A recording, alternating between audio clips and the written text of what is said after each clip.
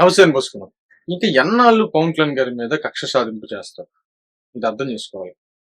పవన్ కళ్యాణ్ గారికి వైసీపీకి అసలు ఏంటి రైవల్ ఏంటి అనేటువంటి విషయాన్ని చూస్తే, ఇప్పటికీ కూడా వైసీపీకి అనుకూలంగా ఉండేటువంటి వ్యక్తులు, న్యూట్రల్ పేరు చెప్పుకునేటువంటి జర్నలిస్టులు, అంటే వైసీపీకి సపోర్ట్ చేస్తారు అర్థమైపోతుంది, పిల్లోడికి అర్థమైంది. కానీ మేము న్యూట్రల్ జర్నలిస్టులు అని చెప్పేసి చెప్పుకునేటువంటి సన్నాసి జర్నలిస్టులు కొంతమంది ఉన్నారు. వీళ్ళు వైసీపీ పార్టీకి సపోర్ట్ చేస్తున్నారు. ఒక రకంగా చెప్పాలంటే న్యూట్రల్ జర్నలిజం వ్యభిచారం ఇది. అసలు వాస్తవంగా చెప్పాలంటే అంత దారుణమైనటువంటి విధంగా సపోర్ట్ చేస్తూనే మేము సపోర్ట్ చేయట్లేదు అనేటువంటి విధంగా న్యూట్రల్ అని చెప్పుకుంటారు. ఇది దారుణమైనటువంటి విషయం. వీళ్ళు కూడా చెప్పేది ఏంటంటే, జగన్మోహన్ రెడ్డి గారి మీద పవన్ కళ్యాణ్ గారు కక్ష తీర్చుకుంటున్నారు, కక్ష కోపం జగన్ అంటే అనేటువంటి విధంగా ప్రచారం చేస్తారు. కానీ మనం బాగా నిశ్చితంగా గమనిస్తే, బట్ నా మాటలు చాలా మంది విశ్వసించకపోవచ్చు. ఎందుకంటే నువ్వు జనసేన పార్టీ కొంత ఫేవర్ గా మాట్లాడతావా? నేను ఫస్ట్ నుంచి చెప్తుంది అదే. కొత్త పార్టీ పోకూడదు, కొత్త పార్టీ ఉండాలి, అన్ని పార్టీలు ఉండాలి, కొత్త పార్టీ ఇంకా డెవలప్ అవ్వాలి, ప్రజలకు ఛాయిస్ ఉండాలి.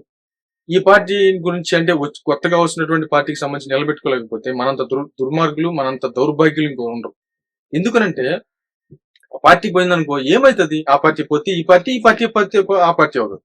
ఆ పార్టీ మీద లబ్ధి పొందేటువంటి వ్యక్తులు, ఉన్న పార్టీతో లబ్ధి పొందేటువంటి వ్యక్తులకి మంచి జరుగుతుంది, కానీ రాష్ట్రంలో ఉండేటువంటి అమాయక ప్రజలకి, ఆ పార్టీకి సంబంధం లేనటువంటి న్యూట్రల్ ప్రజలకి న్యాయం జరగదు.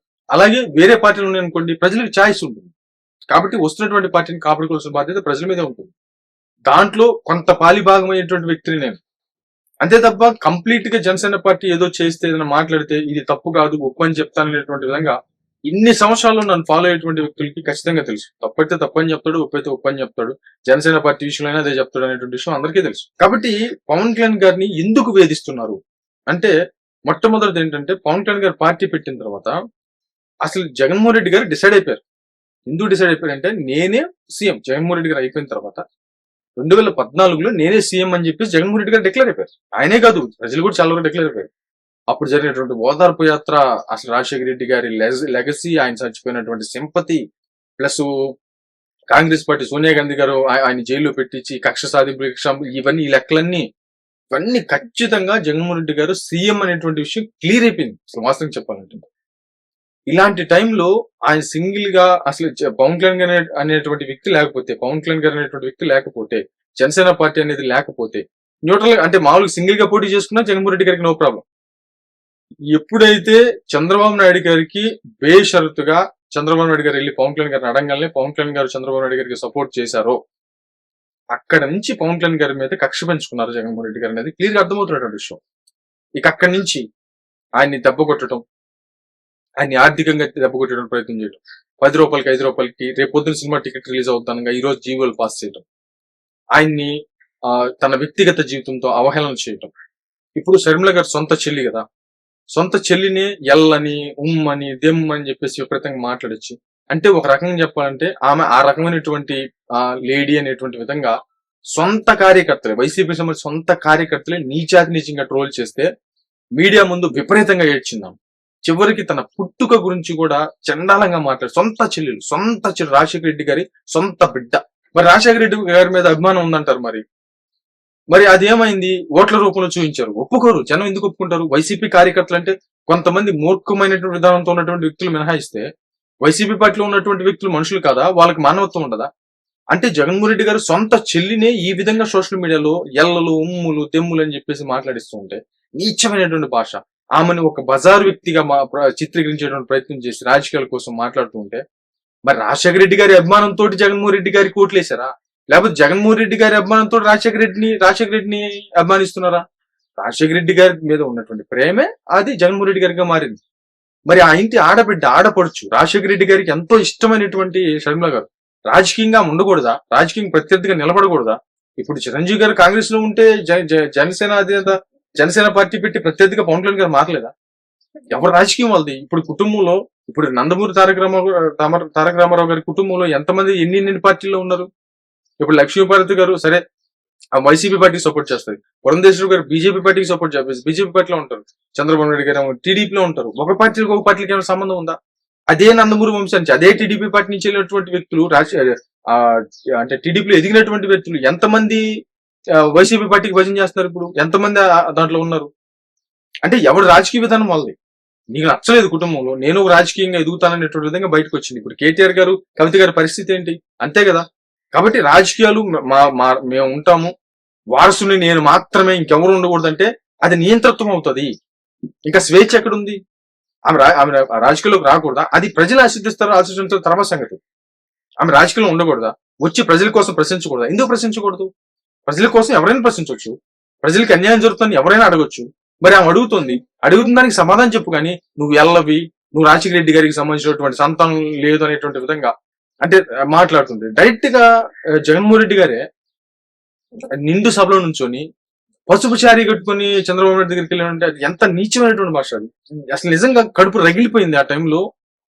జగన్మోహన్ రెడ్డి గారు మాట్లాడిన మాటలకి వైసీపీ పార్టీకి సంబంధించినటువంటి వ్యక్తులకే, ఆ సామాజిక వర్గానికి సంబంధించిన వ్యక్తులకే, రాజశేఖర్ రెడ్డి గారంటే ఆ సామాజిక వర్గానికి ప్రాణం. వాళ్ళు కూడా జగన్మోహన్ రెడ్డి గారికి ఓటీ లేదనంటే ఇలాంటి పరిస్థితుల వల్లే కదా. అలాగే ఇప్పుడు ఉన్నటువంటి పరిస్థితుల్లో పవన్ కళ్యాణ్ గారు వాళ్ళకి అడ్డంకి. మీరు గమనిస్తే పవన్ కళ్యాణ్ గారు టీడీపీకి సపోర్ట్ చేస్తే జగన్మోహన్ రెడ్డి గారు ఓడిపోవటం ఖాయం. అది ఎప్పుడైనా సింగిల్ గా పోటీ చేస్తే జగన్మోహన్ రెడ్డి గారి గెలుపు ఖాయం. ఇది ఎప్పుడైనా. కాబట్టి పవన్ కళ్యాణ్ గారు అడ్డమైనటువంటి విధంగా ఆయన అంటే ఒక రకంగా చెప్పంటే ఆయన హోదాన్ని తగ్గించేటువంటి విధంగా, ఆయన ఫ్యాన్ ఫాలోయింగ్ తగ్గించేటువంటి విధంగా రూముల్లో బంధిస్తూ ఆయన నైట్ వెళ్లి కాళ్ళతోటి ఆయన తలుపులు కొట్టడం, ఎంత ధైర్యం ఉండాలి అసలు వాస్తవంగా చెప్పాలంటే. ఆయన్ని హుక్కుము జారీ చేయడం అంటే ఆ రోడ్డు మీద నిలబడితే కొన్ని వేల లక్షల మంది అట్లా స్వచ్ఛంగా తరలి వచ్చేటువంటి, ప్రాణం ఇచ్చేటువంటి అభిమానులు కలిగినటువంటి వ్యక్తిని డీల్ చేసేటువంటి పరిస్థితి ఏంటి తెలుసా? కనీసం అభివాదం కూడా చేయకూడదు ప్రజలకి, కనీసం నమస్కారం కూడా పెట్టకూడదు, హుక్కుం జారీ చేసి కారులో కుక్కేశారు. ఇప్పుడు జగన్మోహన్ రెడ్డి గారి గురించి ఈ తొక్ల న్యూట్రల్ మేధావులు అనేటువంటి ఎదవలు కొంతమంది జర్నలిస్టులు బయటకు వచ్చి జగన్మోహన్ రెడ్డి గారికి సెక్యూరిటీ లేదు, జగన్మోహన్ రెడ్డి గారిని ఇట్లా రానివ్వట్లేదు, ఆయన్ని పట్టించుకోవట్లేదు అని చెప్పి సొల్లు మాట్లాడతారు. ఆ రోజు ఇచ్చినటువంటి సెక్యూరిటీ ఏంటి? కనీసం నువ్వు అభివాదం కూడా చేయకూడదని చెప్పేసి హుక్కుం జారీ చేశారు. ఎవరిచ్చారండి హక్కు? ఎవరిచ్చారండి అంత అధికారం? నాకు అర్థం కాదు. ప్రజలు మరి తీసేరా? మరి అట్లా చేస్తే ఇంత కక్షపూరితమైన విధానం. ఆయన సినిమాలు అన్నీరు, ఆయన వ్యక్తిగతంగా అవహేళన చేస్తారు, చిన్న బిడ్డలను తిడతారు, చిన్న భార్య విషయంలో కూడా నీచంగా మాట్లాడతారు, తల్లి విషయంలో నీచంగా మాట్లాడతారు, మెగా ఫ్యామిలీ మీద కుట్రలు చేస్తారు, ఆ సినిమాల మీద కుట్రలు చేస్తారు, చివరికి రాజకీయంగా దెబ్బ కొట్టాలనేటువంటి విధంగా ఆయన్ని పవన్ కళ్యాణ్ గారిని టార్గెట్ చేస్తారు. ఇప్పుడు అంతేందుకు చివరికి అధికారులకు వచ్చిన తర్వాత కూడా పవన్ కళ్యాణ్ గారు డిప్యూటీ సీఎం గా అయిన తర్వాత కూడా మరి చేసింది ఏంటి? హరిహర వీరమలకు సంబంధించి ఎంత ట్రోలింగ్. చివరికి social media, main stream media, రాజకీయ నాయకులు అందరూ కలిసి సినిమా హరిహర వీరమలకు సంబంధించి రివ్యూలు ఇస్తూ కూర్చున్నారు ప్రజల సమస్యలు తెలిసి. అంటే అంత కక్షపూరితమైనటువంటి ధోరణి పవన్ కళ్యాణ్ గారి మీద వైసీపీ పార్టీ చేస్తూ ఉంటుంది. దానికి వీళ్ళు పెట్టి పేరేంటో తెలుసా? ఇది ఎక్కడ ప్రజలు గమనించేశారు కాబట్టి కదా ఓడించింది వైసీపీని.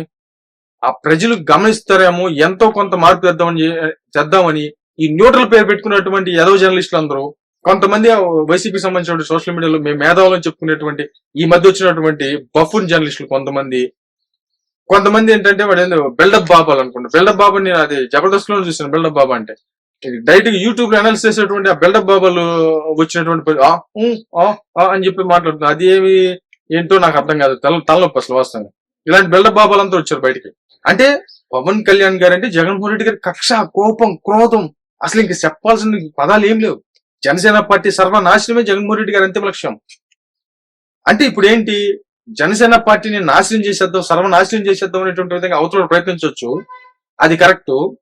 కనీసం డిఫెండ్ చేసుకునేటువంటి విధంగా, అంటే అవతల వస్తుంటే మేము ఎందుకు తగ్గాలనేటువంటి విధంగా డిఫెండ్ చేసుకునేటువంటి వ్యక్తి మాత్రం జగన్మోహన్ రెడ్డి గారి మీద కక్ష సాధించేటువంటి వ్యక్తి.